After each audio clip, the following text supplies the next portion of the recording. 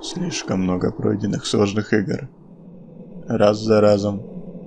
В телах главных героев. Пора! Вырваться на свободу!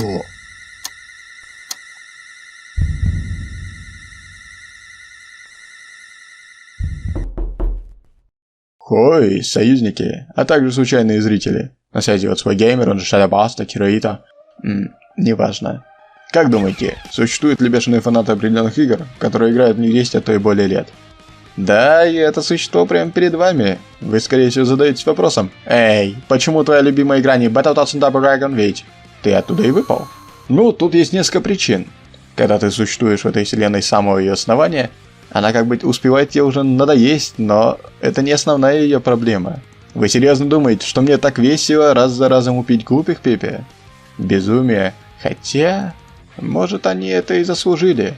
Вы действительно считаете, что мне охота постоянно находиться в той вселенной, где твоим коллегой является босс первого уровня с именем...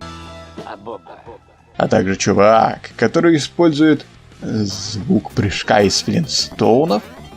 Шиза, психушка. Я привел достаточно весомые аргументы.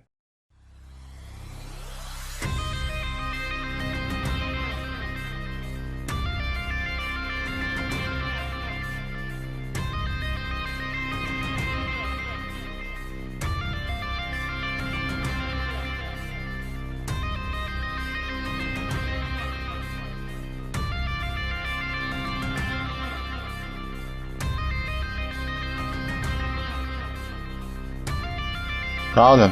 S3.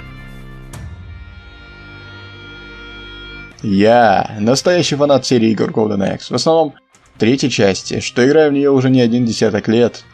Возвращаюсь я к ней практически каждый месяц на протяжении всей своей жизни, проходя ее без единой смерти, на харде, играя ногами.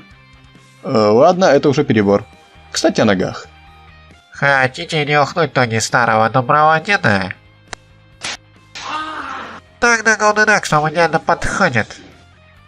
Кстати, приятного аппетита. Так о чем я там говорил? Ах да, прошел я ее за всю свою жизнь около 180 раз в кооперативе, в одиночку, в основном в одиночку. Вы серьезно думаете, что у такого фанатика могут быть друзья? Нет. Я даже выучил места расположения всех врагов. Серьезно, как ее можно не любить? Технологичный, со смачными ударами битэмап, невероятный саундтрек и, конечно же, прекрасные локации. От спокойных, красивых природой локаций, где даже не хочется сражаться. Просто взять, лечь на травку, глядя на небо, под шум водопада. Да, до драйвовых. Нет, но вы видели это? Огромный орел, парящий над океаном, где мы сражаемся против Джоджо подобных двухметровых мужиков. С молотами, хвостатыми скелетами. Кстати, он везет нас к боссу-ору более маленького размера. Вы все еще в сознании? Тогда продолжаем. А что если орел обычного размера, а все персонажи игры просто сраные муравьи? Ладно, это уже напоминает идиотские мифы в Майнкрафте. Как мы так резко оказались на дне Ютуба? Подскользнулись и упали с гигантского орла. Приступаем уже к основной идее видео. Я пройду игру в очередной раз, проведу парочку экспериментов, покажу баги, факты, приколы, взломаю игру, разовью мифы и отвечу на все глобальные вопросы. 90% того, что вы видите в данном видео, уникально и обнаружено лично мною. Нигде в интернете вы не найдете данной информации. Даже если вы считаете себя экспертом, то я вас удивлю. Ты не эксперт, дешевка. Ну так что, отправляемся.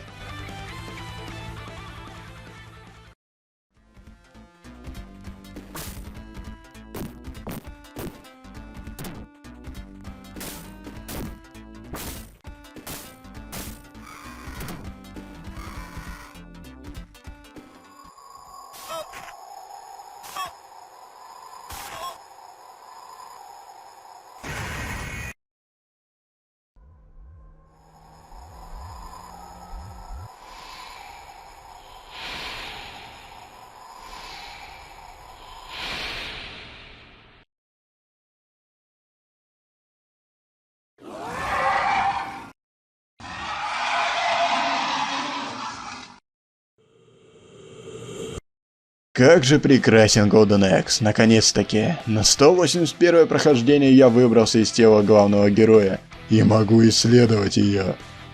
А вот и первый представитель. Эй, ты разумен? Говорить можешь?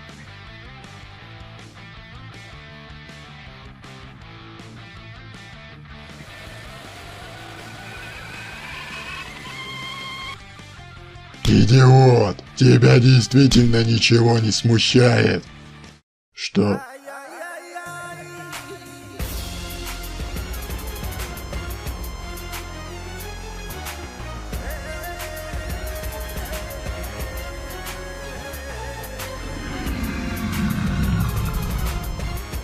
Что тут делает босс в следующей локации?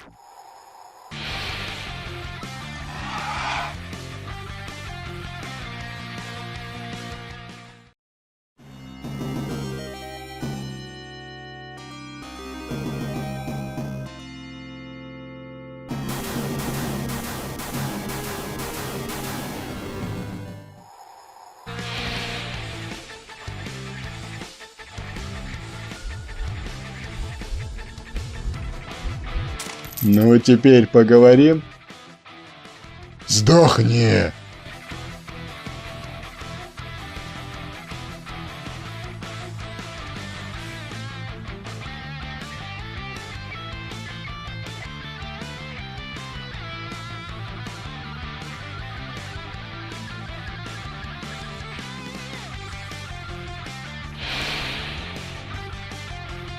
Да ладно, хоть кто-то разумный в этой вселенной. Неудивительно, что это двухметровый прямоходящий козел с 4 лапами и зеленой кожей. Экскурсия? Я согласен.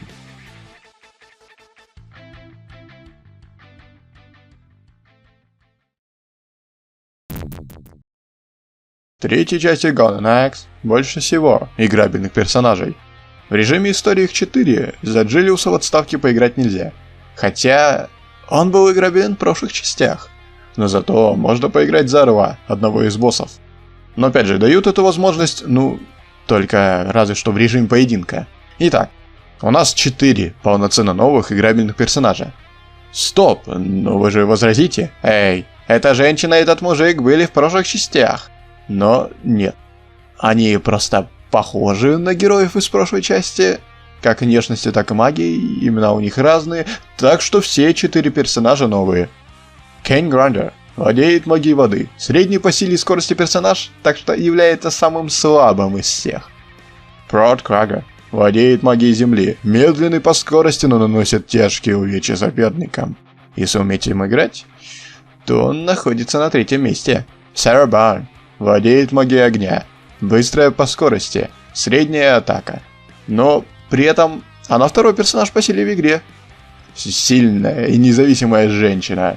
Игра опередила время. Все довольны. Итак, Хронос Эйвелай, самый сильнейший из главных героев. Владеет магией воздуха.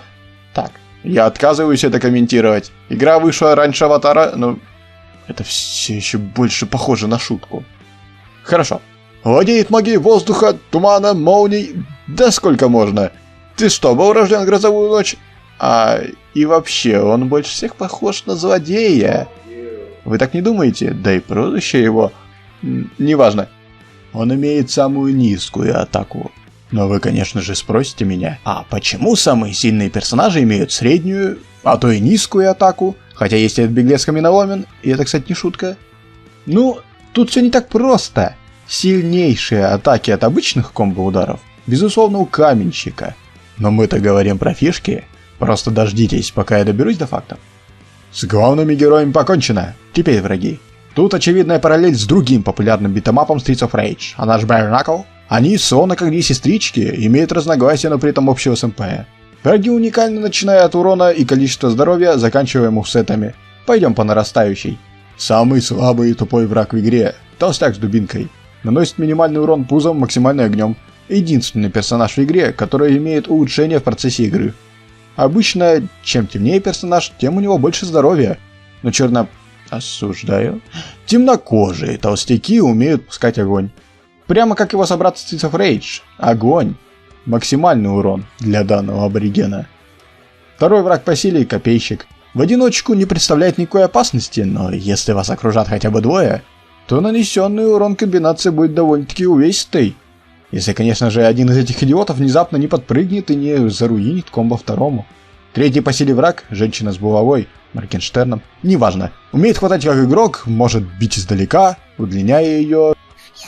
Довольно-таки большой радиус поражения в прыжке. Единственный враг в игре, который обладает дополнительной хромосомой. Не берем в расчет заколдованный ГГ, окей? Просто он умеет перепрыгивать ваши атаки с разбега, а это даже боссы не умеют. На улитке или без нее, неважно. Но после третьего непрерывного прыжка теряет свою способность. Четвертый враг в игре встречается как босс в конце первой локации, но уже потом он встречается как обычный юнит. Единственный из обычных юнитов в качестве босса его воспринимать сложно, который обладает большим количеством здоровья, сильной атакой, не имеет возможности бить с разбега, но умеет блокировать атаки. От удара ездовой улитки никакой блок в игре не спасает. Последний и самый бесячий враг в игре – скелет. Бывает двух видов – обычный и хвостатый. В чем же их разница? Да ни в чем. За столько лет я так и не заметил разницу между ними. Если знаете, напишите в комментариях. Умеют вытягивать свой позвоночник с головой и бить ей. Вас вообще не смущает, что у скелета хвост состоит из костей? Если с обычным скелетом более-менее ясно, что это типа павший воин, хотя форма его черепа говорит о том, что он явно не человек, но тогда кто? Кстати, это второй враг в игре, который блокирует атаки. Довольно-таки хитер, имеет максимально похожий на игрока мувсет. Наносит средний урон, но не имеет захватов. Ну что же, теперь полноценные боссы. Все заколдованные персонажи игры имеют хп и интеллект у игрока из поединка, не обладают магией. Единственные враги, которые не умеют выходить за экран, как и игрок. После парочки ударов под «С» возвращают в свое прежнее состояние. Можно спасти их всех, если пройти по определенному маршруту игры. Мужик из Джоджо. Окей, просто обычный дикарь. Каждый день таких встречаю. Ты глупый или что-то? Имеет самый сильный удар из всех персонажей, даже среди главных героев. Довольно-таки далеко бьет. Тут важно отметить, что речь идет об уроне за один удар, а не о серии атак или спецприеме. Это единственный босс, который не имеет в своем арсенале захвата, но зачем ему мелочиться? Вместо этого он использует пинок под Ass. Имеет большой хитбокс. Из-за этого довольно-таки сложно увернуться от его удара коленом, но все-таки лучше старого дедовского молота еще ничего не придумали, ведь так? Подходим к самой бесячей твари – козел. Если не знать специальных тактик, то эта тварь завалит вас в одиночку. Самый умный персонаж в игре. Уворачивается от всех основных атак. Имеет мувсет, как у игрока. Урон чуть ниже, чем у кузнеца. Но если он отпинает вас в очередной раз, то благородно даст шанс ударить его первым. Джентльмен. Грифон. Заколдованный король. Считается за босса, однако играбелен в режиме поединка. Быстрая скорость, средний урон, что удивительно для босса. Хотя, это скорее всего сделано для баланса в режиме поединка. Его стант. Полет через весь экран. Имеет полностью непробиваемый блок, то есть вы не можете его обойти и ударить сзади. Почему-то, как и игрок, не может заходить за экран. Хотя, опять же, я думаю, что это сделано для того, чтобы в режиме поединка и не выходил через экран. Уникален своей возможностью атаковать игрока, просто прыгнув на него. Но это может использовать только игрок. Компьютерный персонаж на такое, увы, не способен. Главная тварь игры. Знакомьтесь, Hellstrike. Да, это не тот самый Death, который был в прошлых частях. Имеет высокий показатель здоровья, но очень туго соображает, за что и получает Блоки ставит редко, но при этом умеет пускать огонь из секиры в 3 направлениях. Имеет самый максимальный урон в игре и самую огромную площадь атаки, но не умеет бить с разбега. В основном, главная сложность данной битвы — это его бесконечно возрождающиеся фиолетовые рыцари. В своей второй стадии имеет магию, как и игрок. Такое себе, даже Орел не позволял. Хотя... Кстати, о магии. Гномики не имеют атаки, но имеют бесконечное хп. Надо было его и поставить в качестве финального босса, чтобы мы не могли завершить игру. Во время прохождения выкидывает нам хилки, яблоки, курицу. Стоп. Это все еще больше напоминает... Также выпадают сердечки, которые мы должны поглощать, садясь на них. Сердце мало того, что восстанавливает все здоровье, так еще и удлиняет полоску хп. Теперь о заложниках, освободив 5 бравых воинов или гражданских, вы получаете жизнь. Если знать определенный маршрут, то можно освободить 13 заложников. Только вот, если будете играть с вашим другом, следите, чтобы в самый неподходящий момент эта тварь случайно или специально не освободила одного лишнего.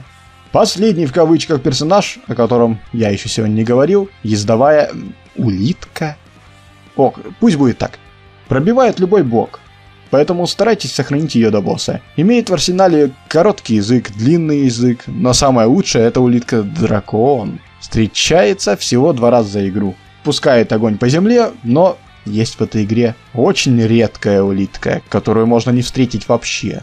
Встречается только на локации смертельных холмов. Не самая лучшая, но я бы поставил бы ее на 2-е место. Выглядит как перекрашенная улитка-дракон, или же улитка-дракон перекрашена под эту редкую особу. Цепляет врагов, перекидывая через себя.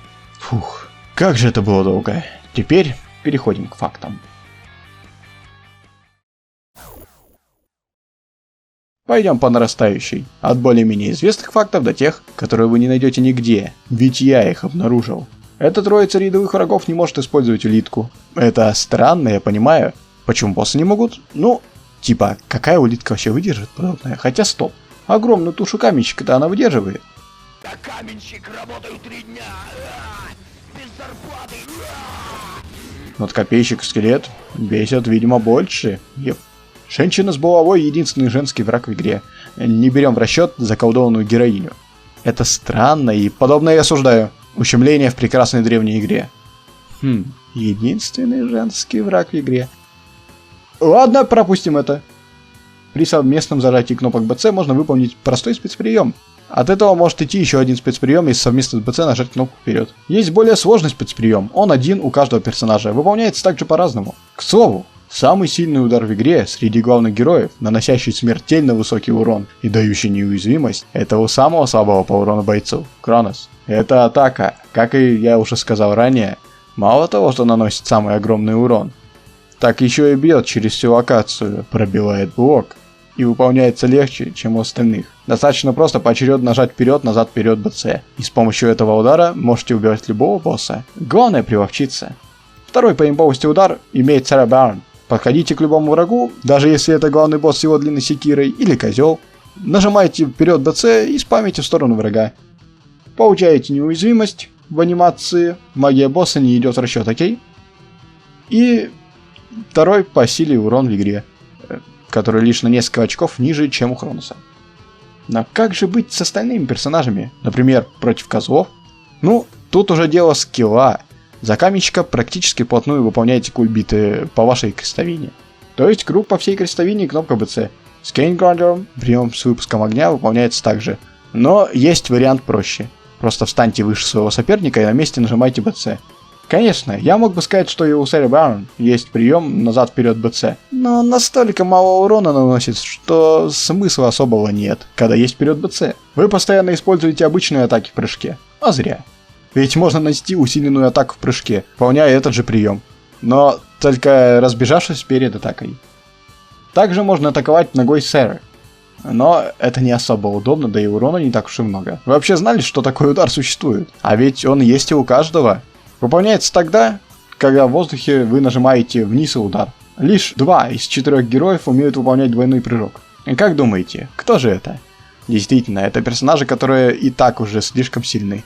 А разработчики все накидывают им спецприемчики. Но вы знали, что можно нанести гораздо больше урона в прыжке, если при прыжке оттолкнетесь от стены? Нет, тут придется искать реальную стену, чтобы это проверить. Это вам не Streets of Rage 4, в котором, если это граница экрана, то там стена. Эх, Golden Axe 4 бы. Выполняя захват за Прауда Крагера или Грифона Орла, неважно, можно нанести максимальный урон за захват. Для этого нужно пару раз ударить, погрызть соперника и нажать БЦ, за место обычного броска. С коня, кстати, можно спрыгнуть в любой момент, нажав БЦ. Может быть, вы и знали, но я лично узнал про это примерно год назад. Кто-нибудь задавался вопросом, почему во всех битэмапах враги более реалистично двигаются, умеют делать лунную походку, а главный герой, чтобы отойти, полностью разворачивает свое тело? Вы замечали, что Golden Axe 3 не имеет прототипов или скриншотов с ранней версии игры, в отличие от остальных, как, например, Streets of Rage, Comedy Zone, Sonic и так далее? Главный вопрос дня. Как считаешь? Ты эксперт Golden Axe? Ты точно так уверен? Тогда ответь на мой вопрос. Что нужно, чтобы пройти игру на истинную концовку и встретиться с финальным боссом? 90% игроков ответит, что играть на харде, но это не так. Добраться до второй стадии босса можно и на нормале, представляешь? Но вот парадокс. На нормале сделать это сложнее, чем на харде. Что является главным условием для прохождения игры на лучшую концовку. И нет, это не сложность игры, а очки. После прохождения локации тебе показывают количество очков. Так вот, ты должен набрать 500 bucks. Проблема в том, что за каждую смерть игра отнимает примерно 25 очков, плюс-минус. Но даже если ты останешься в последней жизни на харде, то из-за огромного количества врагов ты так и так набьешь эти 500 очков. Но вот на нормале мало врагов. Следовательно, вот главное условие. Как пройти игру на нормале на истинную концовку. Старайся не терять больше 4 жизней за игру. Чем больше ударов ты наносишь по противнику, тем больше очков. Так что используй мощные атаки только на боссах. А обычные комбинации на рядовых врагах. Собирай противников в кучу и уже потом бей. Так ты будешь получать огромное количество очков. Старайся не использовать фулл магию на врагах, только потеряешь очки. Соблюдая все эти пункты, ты сможешь пройти игру на нормале, дерзай. Вы знали, что в игре есть враг, который слишком ленив? Он имеет дополнительную функцию и анимацию, но стесняется показать свои способности перед игроком. Иначе я не понимаю, зачем это вообще добавили. Если ни один нормальный игрок не будет проходить игру по 180 раз, экспериментируя. Сядьте, а то подпрыгните. Рыцарь умеет прыгать. Да, я обнаружил это не случайно. Я копался в игре, взломал ее так, что получил возможность играть за любого врага. Об этом позже. Мой выбор пал на рыцаря. Я узнал, что он действительно не может бить с разбега, но вот нажав кнопку прыжка, с этого момента моя жизнь не будет прежней. Все это время рыцарь умел прыгать, но благородно и намеренно подставлял себя под удары улитки, не перепрыгивая их. Хотя это не работает. Сначала я думал, что эта анимация нигде не используется, но оказывается, что в финальной локации перед боссом в единственном месте в игре можно аккуратно вызвать рыцаря из-за экрана, и, о чудо, пытаясь вас обойти, он запрыгнет на ступеньку. Играя за врагов, на вашего персонажа может накладываться уникальная палитра. Вот, например, типа потрескавшийся ржавый старый рыцарь при переходе на данную локацию. А вот толстяк натянул на себя палитру. Что это вообще? Ах да, это ж палитра ближайшего рыцаря. Выглядит забавно. Короче, играйте за врагов, получайте новый опыт и экспериментируйте. Звучит как культ поклонения золотой секиры. Вы все... А я... А вы знали, что из-за плохого ремонта в замке может пострадать аж целый козлик? Внимание, не повторяйте это дома. Работают профессионалы. Нужно, не собирая магию на полную, прийти к самым бронированным козлам и одного из них отправить полетать на локацию. Как только он заспавнится, сразу же активируйте магию, ждете, пока он упадет за экраном, и еще раз активируйте магию. Тем самым он долетает до пропасти и падает. Задумывали это разработчики? Я так не думаю. Ну что ж. Из фактов переходим в приколы. Самый сложный по выполнению чит-код в мире. Он позволяет вам попасть на любую локацию, сами видите этот ад. И это еще нужно успеть сделать за очень короткое время, пока бьет молния. Видите этого дядьку? Да, он хомячит на работе, чисто отдыхает. Давайте испортим ему праздник. Если ударить его слишком быстро, чтобы он не успел сагриться, то он не успеет спрятать еду, и тем самым она с него выпадет. Аж целый кусок мяса. Чтобы его не спугнуть, можно использовать любую шкалу магии. Или любую быструю атаку. Если я не ошибаюсь, таких мест в игре всего 2. На корабле и кровавых улицах. Напишите в комментариях, если я что-то пропустил. А вы знали, что можно победить самого первого заколдованного героя необычным способом, облегчив прохождение? Я не знал. Обнаружил это месяца 2 назад. К слову, это единственное место в игре, где на локации с заколдованным героем есть конь. Отбираете коня, делаете все для того, чтобы не отобрали коня, везете коня, продаете коня. Стоп, я не туда свернул, доставляем коня к боссу. Спрыгиваем с коня, охреневаем от того факта, что боссу вообще прописан интеллект катания на улитке лошади. Он не использует весь свой потенциал, стараясь спасти коня, и в итоге умирает от взрыва мозга. Ведь я уверен, что ни вы, ни разработчики даже не догадывались о том, что какой-то шизанутый игрок спрыгнет с коня и даст на него залезть боссу. Кто-нибудь из вас замечал, что в этом месте слишком высоко поднят фон уровня, из-за чего видно край? Заметил я это недавно, на свое 180-е прохождение. Кстати, куда вообще ведет этот проход? Ведь если пройти дальше, то мы окажемся в огромном зале, и в стене не будет этого самого прохода. Маячек. Теперь, благодаря мне, у вас появилась возможность поиграть за врагов. Да, это скорее всего ваша мечта детства. Вам понадобится любой эмулятор, в котором есть возможность вводить геймджини коды, например, Giga Fusion или Gens. Нигде вы не найдете эти коды. Разве что на магию или тому подобные обычные чит-коды. Так что такое уникальное видео заслуживает лайка. Все чит-коды у вас на экране, но имейте в виду, что играя за боссов, вы не уйдете дальше первой локации. А также практически все персонажи ломают игру при попытке скастовать магию.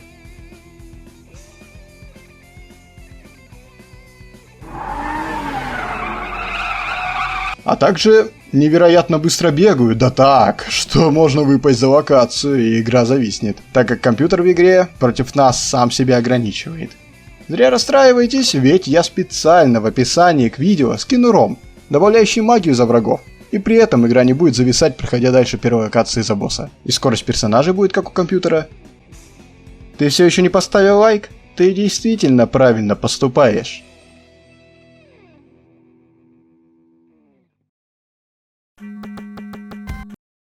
Если в этом месте быстро спуститься, то можно запалить спаунбочек. Обнаружил я это совсем недавно. Что это? Спросите вы. А я вам отвечу. Так работает игра за врагов. Но вы не отчаивайтесь, игра еще не прогрузила врагов на уровне. Если на уровне может встретиться враг, идентичный вашему персонажу, то игра это запомнит и будет лишь иногда менять цвет вашего костюма, кожи, гендера, скорее всего. Одобряю. На прогруженного врага на экране. Вот она, игра, угодившая всем меньшинствам. Невероятно, она опередила время. Кстати, ничего подобного нет в игре за боссов Streets of Rage. Там игра уже сразу прогружает всех врагов, даже если их не может быть на локации. Почему же так Golden Axe 3 нет? Сам не знаю. Ну согласитесь, непрогруженный рыцарь выглядит как огненный. Довольно-таки красиво, и почему он прогружается на первой локации, кроме режима поединка, я не знаю. Ведь на ней нет рыцаря, как отдельного юнита. Конец не считается, так как между этими локациями есть переход, и игра не должна заранее прогружать его. Кстати, все враги, за которых вы играете, будут иметь изображение пантеры. Видимо, это дефолтная аватарка в игре. Самое интересное то, что Скелет – единственный персонаж в игре, который всегда выглядит отлично. Игра его прогружает даже в начальной заставке. Как будто бы он планировался, как играбельный персонаж. Кстати, хвост у него не дергается, как у NPC, а стоит на месте. Молодой Скелет. Самое интересное то, что мы можем использовать максимальные способности у толстяка. Поджог огнем, несмотря на то, что толстяк с белым цветом кожи. При игре за врагов не забывайте использовать спецприемы. Выполняются они так же, как у Хроноса или Серы. Вперед-назад БЦ. К слову, игра за боссов выглядит вот так. Да, это месиво из спрайтов женщины с булавой, и, видимо, ее спрайты технически являются затычкой при отсутствии боссов на определенной локации. Если встретите Грифона, то он тоже будет затычкой для отсутствующих спрайтов. Только тут уже лучше видно силуэт. Но даже в этом месиве можно играть и даже увидеть черты боссов. Вот, например, рога козла, а вот золотая секира. Если встретите свою копию босса на локации, то все будет отображаться корректно. Ведь игра прогружает боссов только при первом появлении. Я скину вам еще один ром, который позволяет играть за босса Арва со спрайтами из поединка. В этом случае не будут работать геймджин-коды, а за место старого деда будет стоять орел. Прогруженный, красивый. Посмотрите на это. Герой-толстяк, одолевший всю армию тьмы. Да, я действительно прошел игру полностью, за самого слабого персонажа на харде. Это был прям какой-то новый опыт для меня.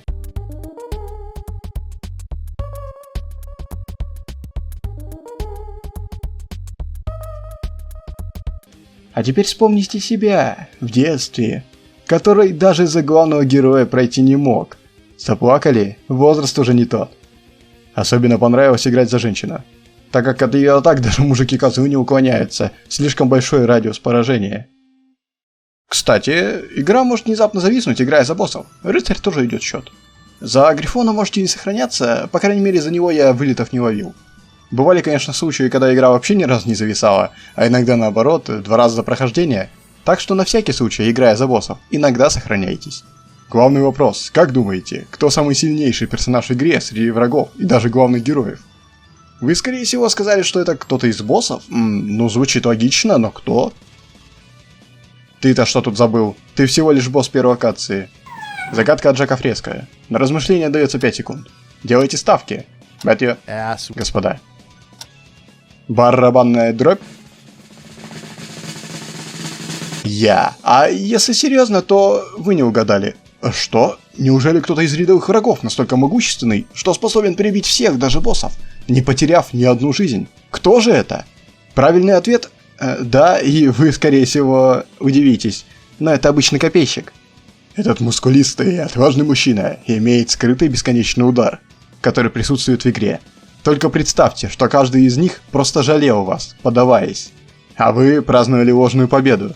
Или же эта сила добра так влияет?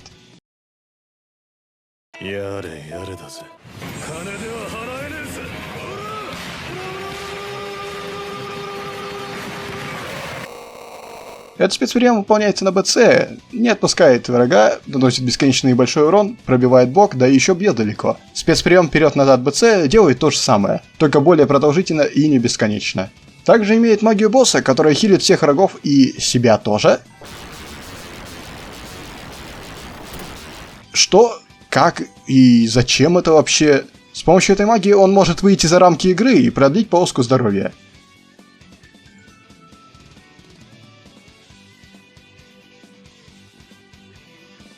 Это прямо шаги в мире Golden Axe. Я уверен, он использует лишь 0,2% своей силы.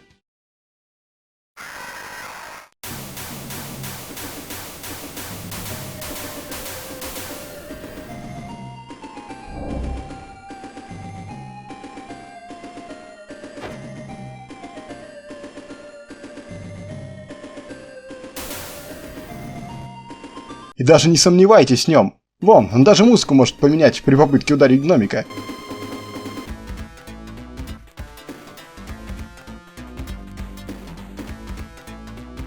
И нет, это не монтаж. Сами проверьте. У младшей сестренки Streets of Rage тоже в запасе есть подобный персонаж. А именно в 4-й части. Под управлением игрока обычный Ретро Донован обычным ударом убивает всех. И делает бесконечное комбо.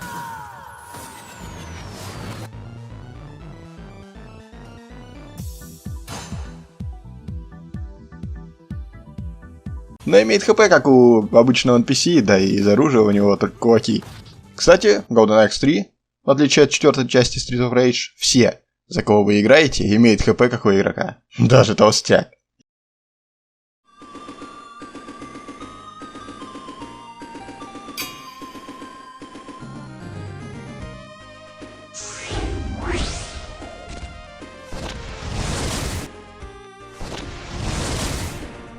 Я думаю, если устроить поединок между ними, то первый определенно победит.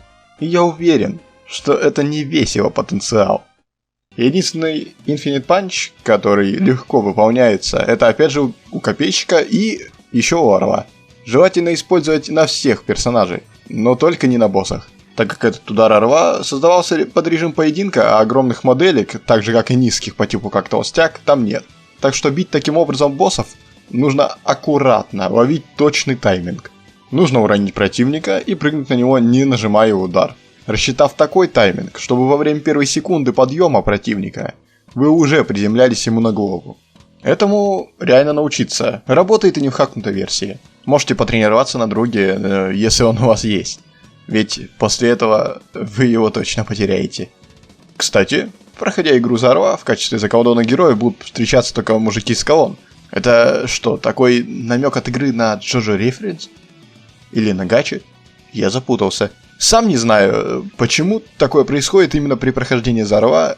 Кстати, пройдя игру через один из путей и одолев всех заколдованных героев, вы встретите 3 каменщиков. Почему и зачем игра это учитывает, если такой возможности нет в оригинале, я сам не знаю.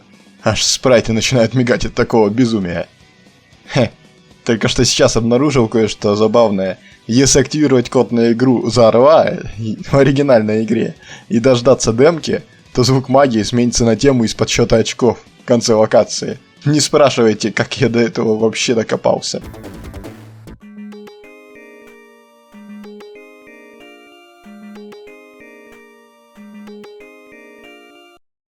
Последний раздел мудрости, который я еще не передал вам своим многовековым опытом, это эксперименты. Мне самому хочется ответить на свои же вопросы. Так что, погнали.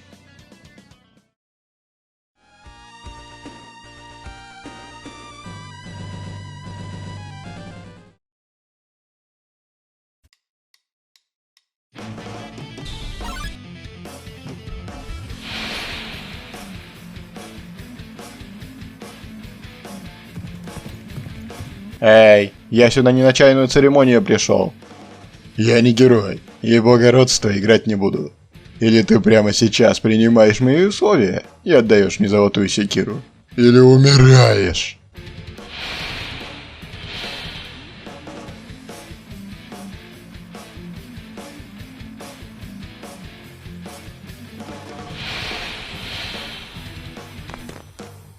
Честная битва.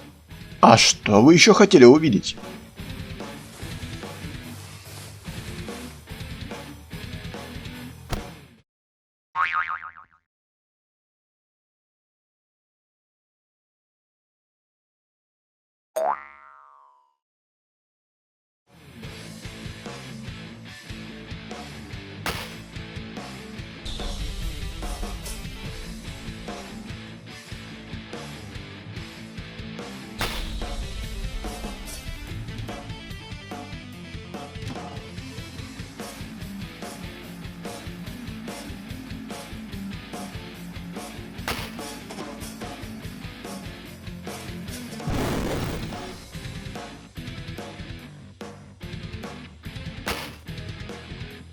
Серьезно? Что ж, это надолго.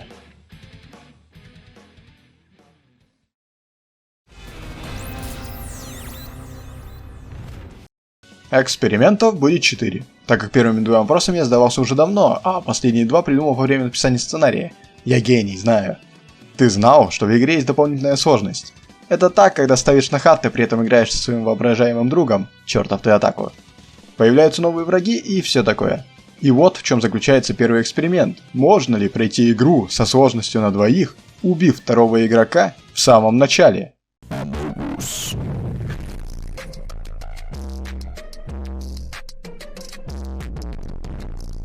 И ответ нет. Игра запоминает это и при переходе на вторую часть локации убирает этих дополнительных врагов. Оперативненько.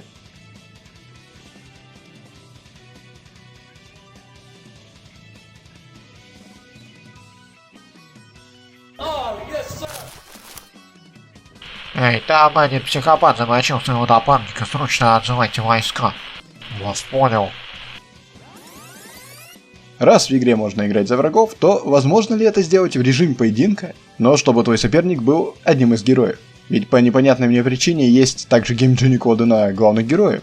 Пособие как потерять друга. Выбирайте за кого поиграть, ваш друг активирует код на толстяка и играйте. Почувствуй себя в шкуре обычного толстячка. Теперь я даже сопереживаю им. Что будет, если активировать код на любого другого персонажа, когда герой уже выбран? И возможно ли это? Не спрашивайте, как мне это вообще пришло в голову. Я скажу честно, сам офигел, но да, читы могут накладываться друг на друга, и вы откроете для себя новую магию. Эпилептический припадок. Я скажу честно, сам офигел. Типа, свойства активированного бойца сохраняются, но... Почти сохраняются, кстати. Но спрайты героя остаются и принимают странные позы. Ну и ладно, не нам их судить, верно, может им так удобней. Как вы знаете, в стандартной игре есть заколдованные персонажи, их трое, и они не могут повторяться, не в счет игру заново. И вот, самый главный вопрос, который меня мучает во время написания сценария. Сам не знаю, как я вообще сгенерировал подобное. Что будет, если выбрать 2 игрока и 2 героев, но при этом встретить всех заколдованных? Я проверил, и из-за недостатка заколдованных вылезло 2 козла в конце локации Кровавой улицы. Хорошо, но что будет, если убить второго игрока на предыдущей локации, а потом уже вернуться туда, где должны находиться козлы? Может, они исчезнут, и мы будем сражаться против нашего мертвого друга?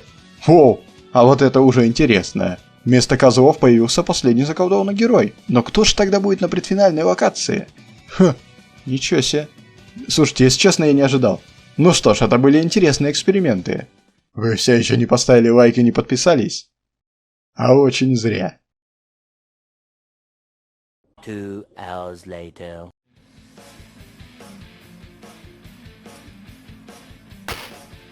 Хорошо, меня это достало. Слушай, есть идеи получше.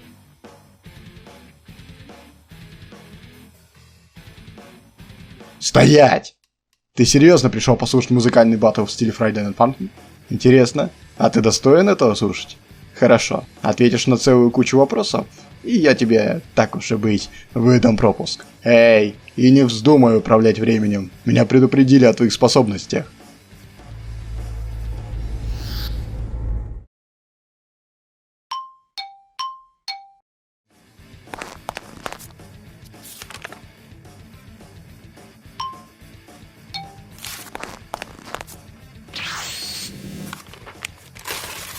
Первый вопрос. Стоп. Он что, единственный? Идиоты. Сказал же придумать больше, безмозглые идиоты. Окей. Любимая еда гачистов. На, тебе дается 3 секунды. Балласт потом. Ты, конечно, не угадал, но за то, что выслушал мою болтовню, получаешь билетик. А ты... Молодец. Лови титры.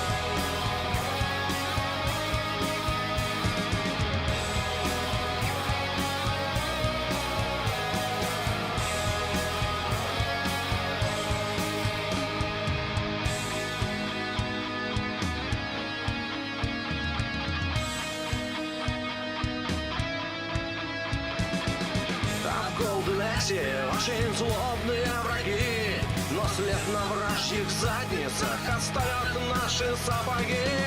Пантера, Аксель, Амазонка и Бугай. Бойцы от Бога, ты любого выбирай.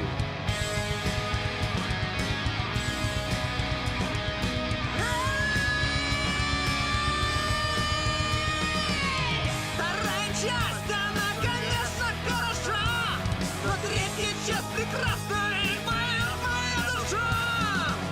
Балласт на воротах, большой красивый мир. Вот мой любимый картридж, Golden Axe Кумир.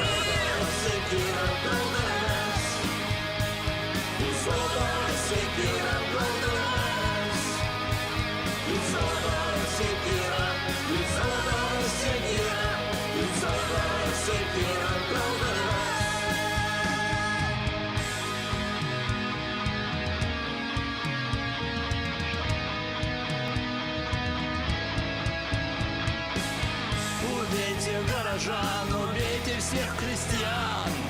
Но Дедадер, ты, наверное, сильно пьян. Мы сбросим власть твою, идем тебе втащить.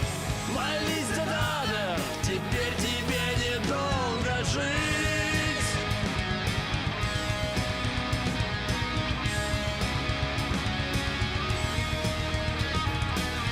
Вот слышен звон клинков, мечей и топоров. Сразить врага легко из нас давно готов. И снова зло падет в пучину пустоты.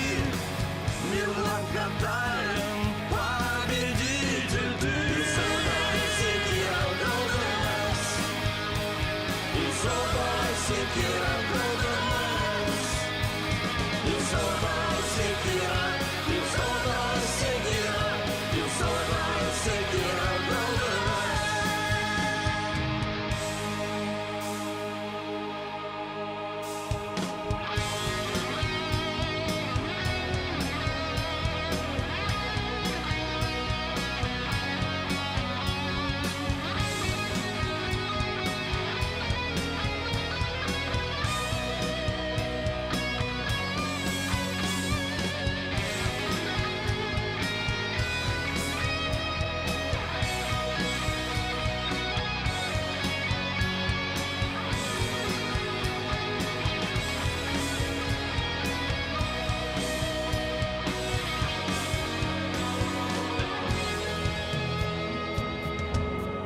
Пройден долгий путь назад, дороги уже нет, некуда свернуть. Теперь, когда с тебя снято адское проклятие, ты должен уничтожить Дезадер и вернуть магическую золотую секиру.